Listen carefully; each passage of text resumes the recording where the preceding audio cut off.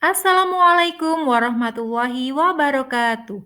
Salam sejahtera bagi kita semua.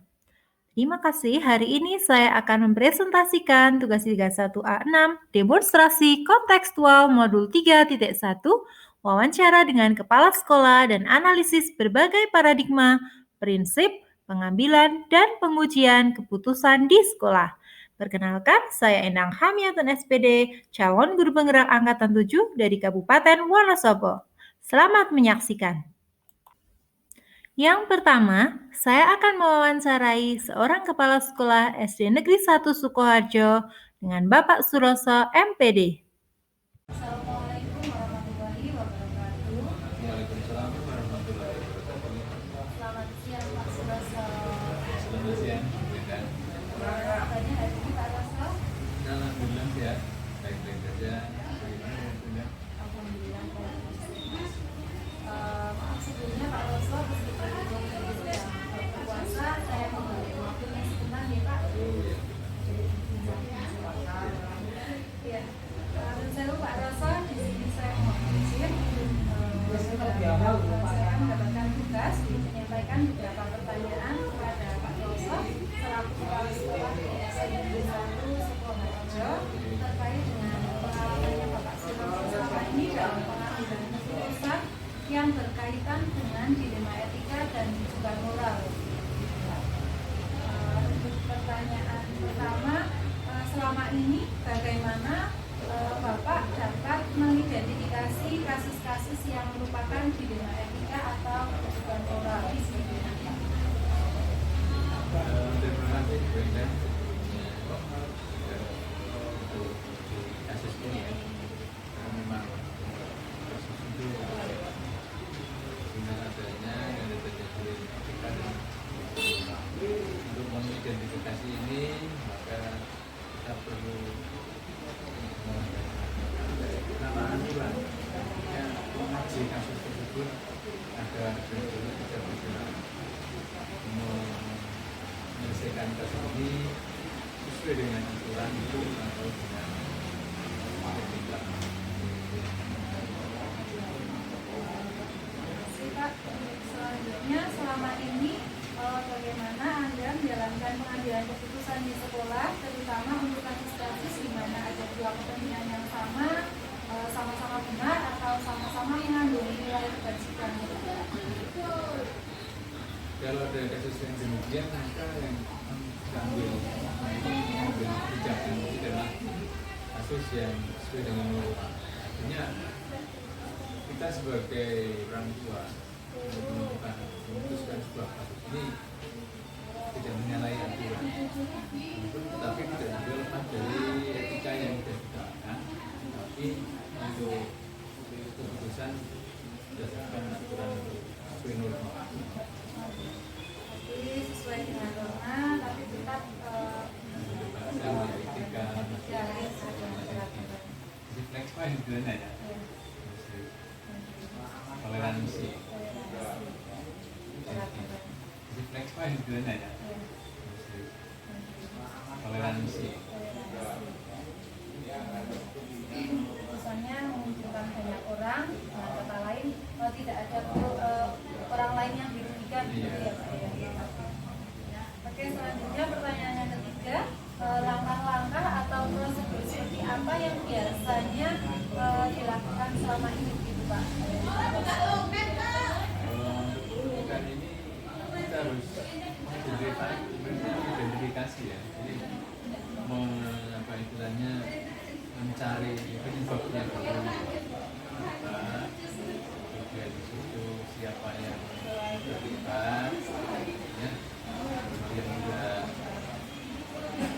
ada kita bisa mencari informasi ke orang lain, baru nanti kita simpulkan atau kita mengundang yang bersangkutan untuk ada mungkin itu ya. Ya, Pak. Selanjutnya, hal-hal apa saja yang selama ini Bapak anggap efektif dalam pengambilan keputusan pada kasus-kasus dilema etika? Kalau menurut saya, keputusan yang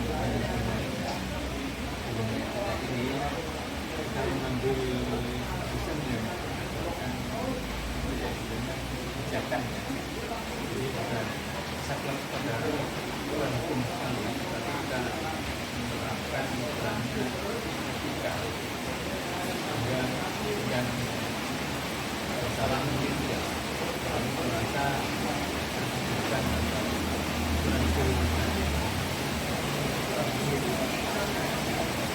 Kemudian selanjutnya hal apa saja yang selama ini merupakan tantangan dalam pengertian kehidupan saya akan kasih dengan etika. yang lebih tantangan itu kadang kita ini masih diharapkan tidak enak itu perasaan pemikiran yang besar yang membuat kita dalam banyak pendidikan sebelah masalah karena bagi manusia ketika kita tidak punya kecerdasan hukum yang menggunakan prinsip hukum kita nanti kemudian kita akan menjadikan menjadi tantangan kita. Oke, selanjutnya apakah Anda memiliki sebuah Etika yang salah mungkin ya kami merasa bukan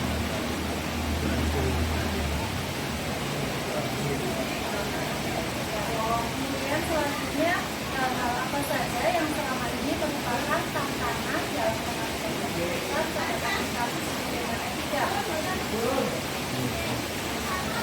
yang lebih tantangan itu kadang kita ini masih diharapkan tidak enak itu perasaan pemikiran yang besar yang membuat kita dalam banyak pendidikan sebelah masalah karena bagi manusia ketika kita tidak punya kecerdasan hukum yang menggunakan prinsip hukum kita nanti kemudian kita akan menjadikan menjadi tantangan kita. Oke, selanjutnya apakah Anda memiliki sebuah masalah atau hal tertentu dalam hidup penyelesaian kasus etika? Apakah Anda langsung menyelesaikan di tempat atau memiliki sebuah jadwal untuk menyelesaikannya? Kemudian bentuk dan prosedurnya itu seperti apa yang Bapak jalankan? Untuk penyelesaian masalah itu tergantung dari kasusnya. Kalau itu memang kasusnya kasus ini mungkin kita bisa menyelesaikan ketika saat ini juga nantinya kecil itu hanya menyangkut seorang dua orang guru maupun siswa. Tapi ketika melibatkan banyak yang terlibat di situ maka kita mau identifikasi dan buatkan ya bisa dikatakan begitu, artinya bisa dibuat part ini atau kita harus mencari dulu menentukan waktu yang tepat karena perlu juga Selanjutnya, adakah seseorang atau faktor-faktor apa yang selama ini mempermudah atau membantu Anda dalam pengertian kehidupan dalam kasus etika? datang dari teman-teman perlu kita pertimbangkan ini menunjukkan kalau kita bisa membuat satu diri negara ini jadi masukan dari teman-teman perlu kita menunjukkan belum berikan kita kemudian buatkan ya bisa dikatakan begitu, artinya bisa dibuat part ini atau kita harus mencari dulu menentukan waktu yang tepat karena perlu juga Selanjutnya, adakah seseorang atau faktor-faktor apa yang selama ini mempermudah atau membantu Anda dalam pengertian kehidupan dalam kasus etika? datang dari teman-teman perlu kita pertimbangkan ini menunjukkan kalau kita bisa membuat satu diri negara ini jadi masukan dari teman-teman perlu kita menunjukkan belum berikan intinya ya masukan dari teman-teman sebelum kita mengikuti. Dan kita simpulkan itu menjadi sebuah banyak yang membantu dalam menyelesaikan berbagai alternatif solusinya. tapi tidak tergantung kasusnya juga ya. Kalau kasusnya secara hukum mungkin bisa, tapi kalau kasusnya secara pribadi maka ini juga berbeda. Dari semua hal yang telah disampaikan tadi, pembelajaran apa yang dapat Bapak petik dari pengalaman Bapak mengambil keputusan di tema etika di sekolah? Ya, dari pengalaman ini kita dapat mengambil sebuah hikmah di mana kita membuat sebuah keputusan yang tidak memberatkan, tidak merugikan, tapi keputusan itu menjadikan jalannya seperti obat. Jadi ada manfaatnya. Tidak hukuman, tetapi ini adalah sebagai obat supaya yang telah dibuat atau kasusnya itu tidak terulang lagi. Kemudian menjadi habis lagi. Sebagai pembelajaran juga untuk yang mendapatkan kasus itu Pak ya, organisasi. Terima kasih sekali Pak Roso atas waktunya. Saya juga menjadi semakin belajar dari Bapak, dan semoga nanti di dalam dalam pengambilan keputusan sesuai dengan nilai-nilai kebajikan dan etika seperti itu, dan saya bisa. Yang kedua, saya akan berwawancara dengan Bapak Kepala Sekolah SD Negeri 1 Rogojati, yaitu Bapak Miftahul Rijal, SPD SD. Assalamualaikum warahmatullahi wabarakatuh, Pak Miftah. Waalaikumsalam warahmatullahi wabarakatuh. Bagaimana kabarnya, Bu Indah? Ya, alhamdulillah. Hari ini meskipun puasa tetap sehat dan semangat. Alhamdulillah. Pak Miftah sendiri bagaimana kabarnya, Pak Miftah? Baik juga. Sudah lama tidak bincang-bincang ya Pak. Ya. Dulu waktu di Garunglang itu kita sering bertemu, waduh gitu. Ya. Sekarang ini non sewu Pak Miftah, di sini saya mohon izin. Saya mendapatkan tugas yaitu untuk menyampaikan beberapa pertanyaan kepada Pak Miftah selaku Kepala Sekolah di SD Negeri 1 Rogojati terkait dengan pengalaman Pak Miftahul Rijal selama ini dalam pengambilan keputusan yang berkaitan dengan dilema etika dan rujukan moral gitu Pak Miftah.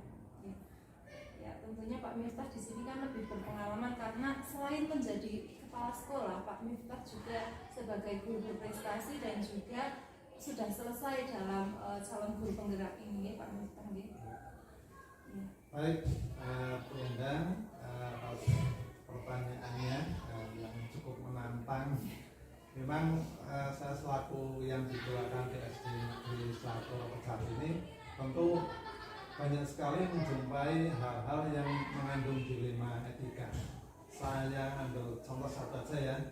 Ketika kita rapat penentuan kenaikan kelas itu ya, itu ataupun kelulusan, itu kan biasanya ada anak yang sebenarnya secara kemampuan akademik belum layak untuk naik kelas, tapi karena tuntutan kita anak tersebut sudah berumur dan sebagainya, bahkan sudah nunggak, kan nggak mungkin nunggak lagi. Nah itu kan kalau dinaikkan itu secara kemampuan belum, tapi kalau tidak dinaikkan nanti anaknya bisa-bisa drop out juga. Ini salah satu contoh kasus yang mengandung dilema etika. Betul? Iya Pak Miftah, terima kasih. Dengan kasus yang sama juga di SD saya juga seperti itu. Maka dari itu saya mau bertanya sedikit ya Pak, Ya. atau mungkin ini agak lama waktunya. Ya, dan saya untuk pertanyaan yang pertama, selama ini bagaimana Bapak dapat mengidentifikasi kasus-kasus yang merupakan dilema etika atau rujukan moral? Dalam kehidupan sehari kita tidak lepas dengan kasus yang mengandung dilema etika. Jadi saya analisis kalau yang mengandung dilema etika berarti kita dihadapkan dua pilihan yang sama-sama benar tapi saling bertentangan. Artinya benar lawan benar. Itu.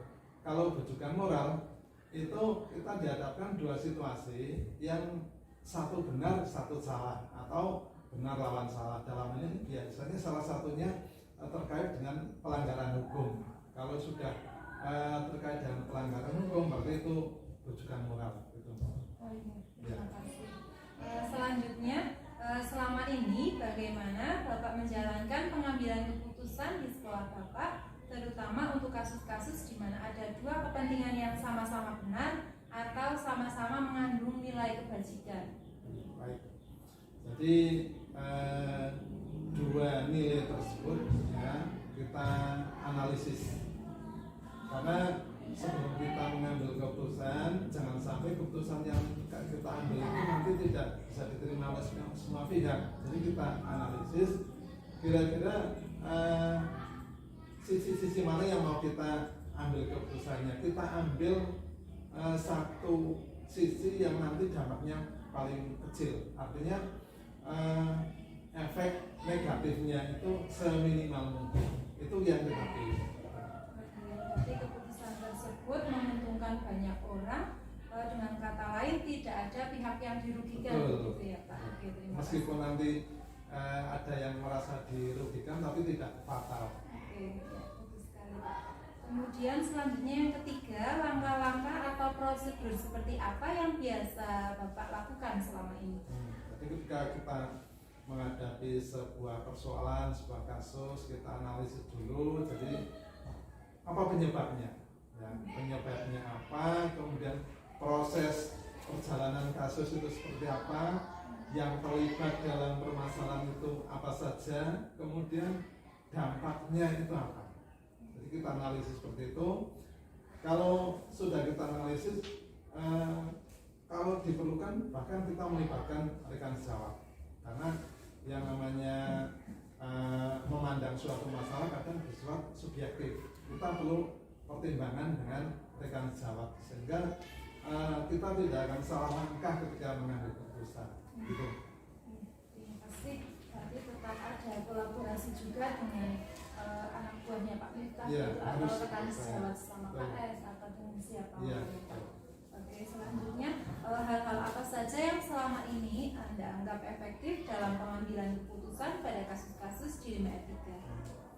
Saya kira ini kolaborasi dengan rekan sejawat, karena seperti yang tadi saya sampaikan di awal bahwa pandangan kita kadang subjektif. Ketika ada masukan, saran dari rekan dengan pertimbangan-pertimbangan yang banyak, kita insya Allah keputusan yang akan kita ambil semakin baik, bisa diterima oleh semua pihak. Gitu. Ya, terima kasih Pak Miftah. Sehingga solusi tersebut berarti bermanfaat bagi banyak orang dan baik secara jangka panjang. Di samping itu kita sekaligus ini pengimbasan kepada rekan sejawat bagaimana cara mengambil keputusan. Ada sekali mendayung 230 terlampaui. Sekali nih Pak. Iya. Selanjutnya hal-hal apa yang selama ini merupakan tantangan dalam pengambilan keputusan pada kasus-kasus dilema etika? Menurut saya yang kasus yang menantang bagi saya itu yang menyangkut hajat hidup seseorang, ya, terutama rekan sejawat. Itu begitu berat karena bagaimanapun juga kita sebagai manusia biasa itu ada rasa empati, rasa kasihan, ya, itu yang menjadi tantangan terberat, apalagi menyangkut nasib seseorang. Karena biasanya kasus itu kan berhubungan dengan apalagi profesi sebagai guru, itu nanti kaitannya banyak sekali. Lah itu tantangan bagi saya.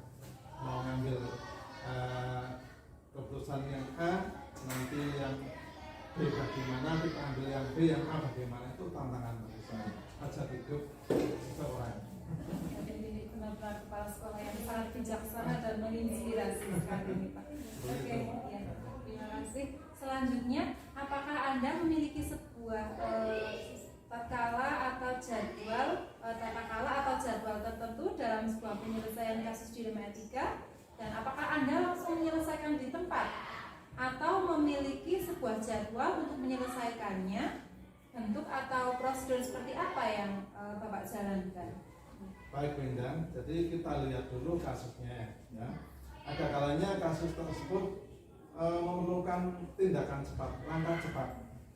Kalau memang seperti itu, saya ambil keputusan ya. Kadang tidak perlu pertimbangan dengan jawab kalau itu bersifat darurat. Namun kalau yang terkait dengan pelanggaran aturan, tentu saya harus konsultasi dengan pihak atasan, misalkan menyangkut terkait dengan pelanggaran kedisiplinan pegawai dan sebagainya, itu saya tetap konsultasi dengan atasan, korwil, pengawas dan sebagainya, karena itu kan ada prosedurnya. Misalkan ada teguran lisan, teguran tertulis, bahkan sampai sanksi, itu kan nanti saya bukan kewenangan saya, jadi tergantung kasusnya. Iya Pak, terima kasih. Selanjutnya, adakah seseorang atau faktor-faktor apa yang selama ini mempermudah dan membantu Bapak dalam pengambilan keputusan dalam kasus-kasus dilema etika? Faktor yang utama karena kita di lingkungan sekolah tentu rekan jawab. Di lingkungan kita ada senior, kemudian ada yang mereka yang masa kerjanya lebih lama, itu pengalaman mereka kita manfaatkan. Artinya kita bisa belajar dari mereka, karena yang namanya pemikiran seseorang itu tidak sempurna.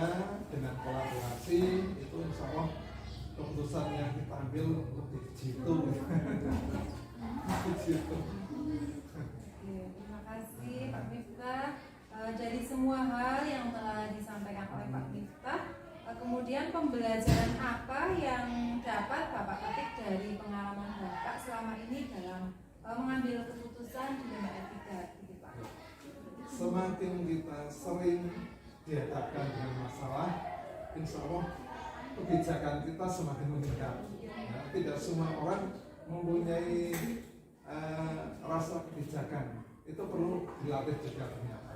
Jadi pembelajaran utama itu kita meningkatkan rasa bijak, rasa peduli, rasa empati kepada orang lain, kepada siswa terutama ketika kita berhadapan dengan masalah yang terkait dengan siswa.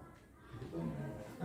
Terima kasih sekali Pak Miftah atas jawaban-jawaban solusi dari pertanyaan-pertanyaan yang selama ini menjadi unek-unek saya sehingga akhirnya terpecahkan juga. Terima kasih kepada Pak Miftah. Semoga nanti di dalam kita pengambilan keputusan ini selalu sesuai dengan prosedur langkah-langkah dan pastinya kebijakan-kebijakan yang Pak Miftah miliki seperti ini, seperti pengalaman-pengalaman tentunya bisa saya lebih belajar lagi begitu Pak dari Pak Miftah, sehingga materi ini saya menjadi lebih paham seperti itu. Sama-sama Bu Indah, saya juga terima kasih atas kehadirannya. Ini saya juga dapat masukan juga, artinya kita sama-sama sharing, mudah-mudahan saling memberi manfaat. Insya Pak Miftah, ini hanya sedikit, saya tidak bisa memberi apa-apa. Kenang-kenangan untuk kenang-kenangan untuk perpustakaan begitu supaya karya Bu Indah sendiri. Iya, walaupun ini hanya mantap. tidak seberapa, tapi hanya untuk kenang-kenangan sebagai ucapan terima kasih saya kepada Pak Miftah dan rekan guru di SD 1 Rokojati. Terima kasih Pak Miftah. Sukses selalu. Ya, warahmatullahi wabarakatuh. Waalaikumsalam warahmatullahi wabarakatuh. Terima kasih. Dan yang ketiga, saya akan wawancarai seorang ibu kepala sekolah SD Negeri 2 Rokojati, di mana tempat saya mengajar, Ibu Miskiah SPD. Assalamualaikum warahmatullahi wabarakatuh, Bu Miskiah. Waalaikumsalam warahmatullahi wabarakatuh. Bu Indah, sehat Bu Indah? Alhamdulillah Bu Mis. Saya Bu Mis, di sini saya mohon izin mendapati tugas yaitu untuk menyampaikan beberapa pertanyaan kepada Bu Mis selaku kepala sekolah di SD Negeri 2 Rokojati ini terkait dengan pengalaman Bu Mis selama ini dalam pengambilan keputusan yang berkaitan dengan dilema etika dan rujukan moral. Oke. Saya Bu Mis, untuk pertanyaan pertama langsung saja nih Bu Mis. Selama ini bagaimana Bu Mis dalam mengidentifikasi kasus-kasus yang merupakan dilema etika atau rujukan moral gitu. Terima kasih Mindang tentang pertanyaan bagaimana saya mengidentifikasi kasus-kasus yang merupakan dilema etika ataupun rujukan moral. Oke, ketika menghadapi suatu kasus, saya melihat dari sudut pandang moral, juga sudut pandang hukum. Apabila kasus tersebut melanggar hukum, maka sudah tentu benar lawan salah, atau kita sebut dengan rujukan moral. Kemudian, namun jika masih dikatakan itu benar lawan benar, masalah itu disebut dengan dilema etika. Itulah kira-kira Bu Endang yang bisa saya jawab dari pertanyaan Bu Endang. Ada dilema etika gitu ya Bu. Untuk selanjutnya, selama ini bagaimana Ibu menjalankan pengambilan keputusan di sekolah, terutama untuk kasus-kasus di mana ada dua kepentingan yang sama-sama benar dan sama-sama mengandung nilai kebajikan gitu Bu.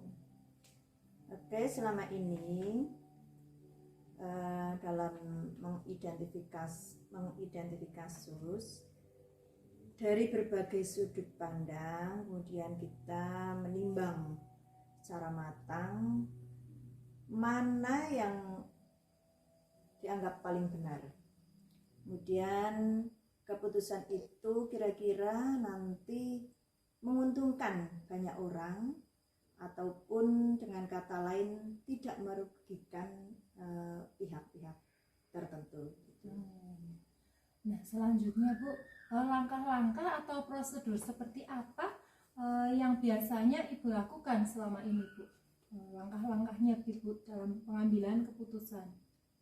Dalam pengambilan keputusan tentu ada beberapa langkah yang harus kita ambil.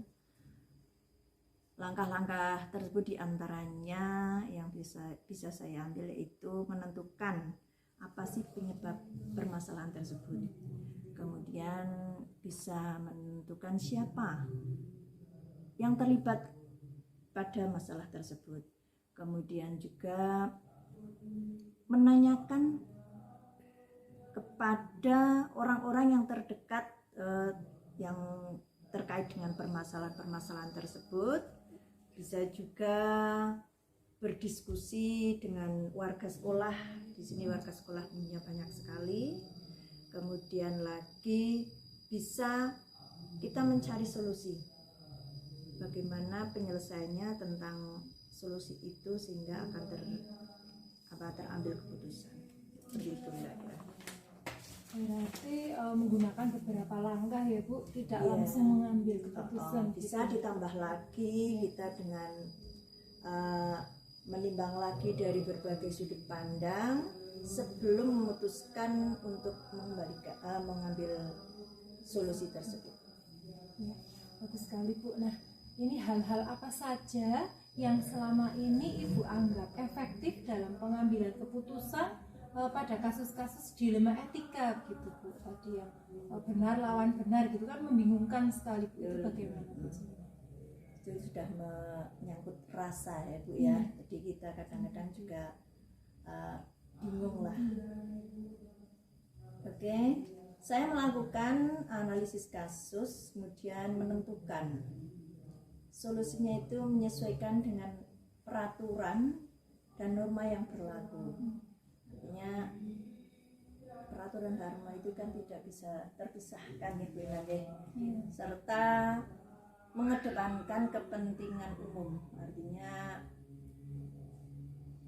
kepentingan umum itu tadi sedikit disinggung bermanfaat untuk semua, jangan memihak, kemudian tidak juga menguntungkan salah satu pihak, seperti itu. Intinya semuanya itu kepentingan umum terlayani, seperti itu. Kira-kira Mbak.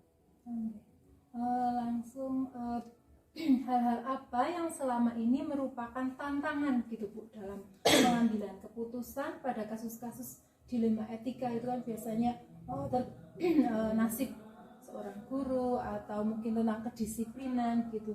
Pokoknya hal-hal yang kadang membuat kita bingung gitu Bu. Dilema itu biasanya hal-hal apa saja yang selama ini menjadi tantangan Bu Mis dalam pengambilan keputusan? Tantangan dalam mengambil keputusan ya memang tadi disampaikan itu keputusan yang tidak memihak ya Mbak ya, harus semuanya, tidak ada yang dirugikan, tidak ada yang merasa diuntungkan, intinya sama ya. Kita harus mencari keputusan yang terbaik. Dari keputusan terbaik itu diantara kedua belah pihak itu sama-sama, ketika itu sama-sama benar, memang ya membingungkan seperti itu. Jadi kita harus betul-betul dalam mencari keputusan benar-benar tidak memihak seperti itu, dan dalam mengambil keputusan harus menguntungkan keduanya, yang jelas seperti itu. Sangat bijaksana sekali nih Bu Mis dalam pengambilan keputusan. Nah selanjutnya, apakah Ibu memiliki sebuah tata cara gitu atau jadwal tertentu dalam penyelesaian kasus dilema etika? Nah, apakah Ibu langsung menyelesaikan di tempat pada saat itu juga, atau mungkin memiliki sebuah jadwal gitu terkait untuk menyelesaikannya, terus kemudian bentuk dan prosedurnya itu seperti apa gitu Bu yang dijalankan ya? Untuk memutuskan sebuah keputusan ataupun katakan ada masalah-masalah, jika itu masalah itu ringan, bisa diputuskan saat itu juga.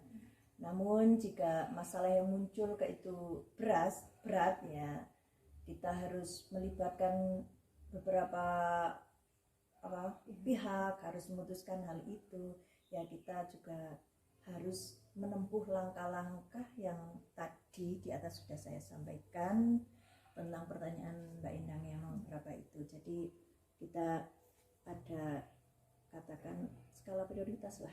Jika ringan kita putuskan, jika itu berat berarti kita harus menempuh langkah-langkah tadi. Jadi ada yang langsung di tempat, ada juga yang dijadwalkan. Dijadwalkan ataupun ya dengan tahapan-tahapan. Oke, bagus sekali. Nah kemudian adakah seseorang atau faktor-faktor apa yang selama ini mempermudah Bu Mis atau membantu dalam pengambilan keputusan dalam kasus-kasus dilema etika gitu Bu? Biasanya siapa saja? Artinya yang terlibat ya? Iya. Oke, dalam mengambil sebuah keputusan kita tidak lepas, kita tidak bisa mengambil keputusan itu sendiri. Tentunya kita harus berkoordinasi, mengajak bicara, komunikasi tentunya dengan warga sekolah, kemudian orang-orang yang mempunyai kedekatan personal dengan orang yang bermasalah seperti itu, sehingga permasalahan itu dalam mengambil keputusan itu tidak salah. Dan tadi tidak memihak, harus semuanya itu intinya tidak ada yang dirugikan lah. Intinya kebijakan itu harus manfaat untuk semua dan tentunya baik di akhirnya seperti itu. Bagus sekali nih Bu Mis dalam pengambilan keputusan. Berarti tadi yang pertama adalah mengidentifikasi, mengkonfirmasi, kemudian berkolaborasi dengan berbagai pihak. Misalnya tadi warga sekolah, kemudian mungkin dari dinas juga bisa gitu. Bisa, dan masalah yang terkait misalnya dengan hukum, tergantung permasalahannya seperti apa. Jika kita bisa menyelesaikan masalah sendiri di lingkungan keluarga sekolah, warga sekolah, berarti kita bisa langsung memutuskan. Tapi jika memang itu harus melibatkan atasan kita, ya kenapa tidak? Ya harus melibatkan mereka juga. Terima kasih sekali Bu Mis. Nah, dari semua yang telah tadi disampaikan oleh Bu Mis Kia, pembelajaran apa yang bisa dipetik dari pengalaman Bu Mis dalam mengambil keputusan yang ini merupakan dilema etika gitu Bu? Pelajaran-pelajaran yang bisa diambil dengan adanya tadi dilema etika ya, itu saya rasa itu menambah kita itu lebih dewasa ya, kita lebih bijaksana, itu sebenarnya bisa dikata ujian ya bagi kita terutama sebagai seorang orang yang dituakan. Permasalahan itu membuat kita dewasa, membuat kita lebih bijaksana, karena dengan adanya permasalahan memang itu adalah katakan bisa disebut ujian. Orang akan lolos, orang akan lulus dalam sebuah ujian. Nah, inilah yang dinamakan dengan ujian, sehingga dengan adanya dilema permasalahan-permasalahan yang muncul, tentunya kita akan lebih dewasa, lebih bijaksana dalam memutuskan suatu permasalahan ataupun mengambil sebuah keputusan. Tentunya seperti itu. Yang jelas tadi saya tandaskan, semua keputusan ataupun segala sesuatu jangan merugikan salah satu pihak. Semua merasa puas, semua merasa terlayani. Seperti itu, Bunda. Terima kasih sekali Bu Mis. Dari hasil wawancara tadi saya menjadi lebih mengerti begitu ternyata menjadi seorang pemimpin itu sangat luar biasa tanggung jawabnya, dan juga Bu Mis ini sangat bijaksana dalam pengambilan keputusan tadi melalui berbagai langkah-langkah begitu ya Bu ya. Semakin banyak masalah sehingga kita menjadi lebih dewasa dan semakin bijaksana. Semoga ilmunya Bu Mis juga bisa tertular kepada saya supaya saya bisa terinspirasi dari Bu Mis ya, seperti itu. Terima kasih sekali Bu Mis. Sekali lagi mohon maaf karena sudah mengganggu waktunya, dan terima kasih atas pengalaman-pengalaman yang telah Bu Mis berikan kepada saya. Apabila banyak salah yang saya sengaja ataupun tidak disengaja, saya mohon maaf yang sebesar-besarnya. Wassalamualaikum warahmatullahi wabarakatuh. Waalaikumsalam warahmatullahi wabarakatuh. Analisis hasil wawancara dengan Bapak Ibu Kepala Sekolah sebagai berikut. Yang pertama, hal-hal menarik apa yang muncul dari wawancara tersebut? Pertanyaan-pertanyaan mengganjal apa yang masih ada dari hasil wawancara bila dibandingkan dengan hal-hal apa yang Anda pelajari seperti 4 paradigma, 3 prinsip, dan 9 langkah pengujian? Apa yang Anda dapatkan? Hal-hal menarik apa yang muncul dari wawancara?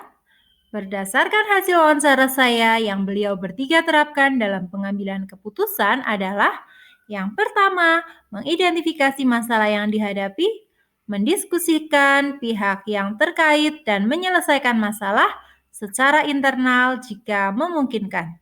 Yang kedua, pengambilan keputusan selalu dilaksanakan dengan musyawarah mufakat dan berpihak pada murid. Dan yang ketiga, meminimalisir dampak negatif dari masalah yang muncul akibat permasalahan dilema etika, baik jangka pendek maupun jangka panjang. Bagaimana hasil wawancara 2-3 pimpinan yang Anda wawancarai? Adakah sebuah persamaan atau perbedaan? Kira-kira ada yang menonjol dari salah satu pimpinan tersebut? Mengapa? Dan apa yang membedakan? Persamaan atau perbedaan yang muncul berdasarkan hasil wawancara saya, ada beberapa persamaan antara lain yaitu yang pertama, tahap identifikasi secara umum sama, yaitu melakukan identifikasi kasus dari berbagai sudut pandang, kemudian menimbang secara matang mana yang paling benar keputusan tersebut, menguntungkan banyak orang, atau dengan kata lain tidak ada yang dirugikan.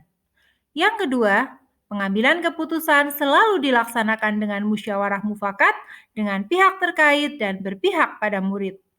Yang ketiga, dalam pengambilan keputusan, seorang pemimpin atau kepala sekolah sering berkolaborasi dengan pihak lain agar tidak salah dalam mengambil alternatif solusi dan keputusan.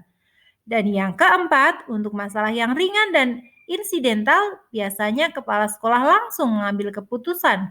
Namun, jika masalahnya berat, selalu melakukan langkah-langkah pengambilan keputusan dan dijadwalkan. Apabila terkait dengan berbagai pihak, maka harus dikolaborasikan dengan pihak lain. Apa rencana ke depan para pimpinan dalam menjalani pengambilan keputusan yang mengandung unsur dilema etika? Bagaimana mereka bisa mengukur efektivitas pengambilan keputusan mereka? Rencana pengambilan keputusan ke depannya berdasarkan hasil wawancara saya dan beliau bertiga akan yang pertama, menggunakan 9 langkah pengambilan dan pengujian keputusan. Yang kedua, setiap permasalahan akan dianalisa secara runtut dan diselesaikan secara kekeluargaan dan selalu berpihak kepada murid. Dan yang ketiga, jika permasalahan terulang, maka akan diambil opsi trilema dengan akan berkolaborasi dengan berbagai pihak yang berwenang. Pengujian efektivitas pengambilan keputusan. Berdasarkan hasil wawancara saya, beliau bertiga mengukur efektivitas berdasarkan yang pertama, pengujian benar lawan benar, sehingga keputusan yang diambil dapat menguntungkan kedua belah pihak dengan prinsip kekeluargaan atau kemitraan. Yang kedua, melakukan uji panutan berdasarkan prinsip rasa peduli atau care-based thinking dengan meletakkan diri di posisi orang lain atau empati. Dan yang ketiga, melakukan uji intuisi berdasarkan dengan berpikir berbasis peraturan. Bagaimana Anda sendiri akan menerapkan pengambilan keputusan dilema etika pada lingkungan Anda, pada murid-murid Anda, dan pada kolega guru-guru yang lain? Kapan Anda akan menerapkannya? Penerapan pengambilan keputusan dilema etika pada diri sendiri. Jika saya menghadapi dilema etika, saya akan yang pertama, mengidentifikasi masalah yang terjadi dan mengenali nilai-nilai yang saling bertentangan. Yang kedua, berkoordinasi dan berkolaborasi dengan pihak-pihak yang terkait. Dan yang ketiga, menerapkan 9 langkah pengambilan dan pengujian keputusan. Thank you, keep fighting, and never give up. Salam dan bahagia. Wassalamualaikum warahmatullahi wabarakatuh.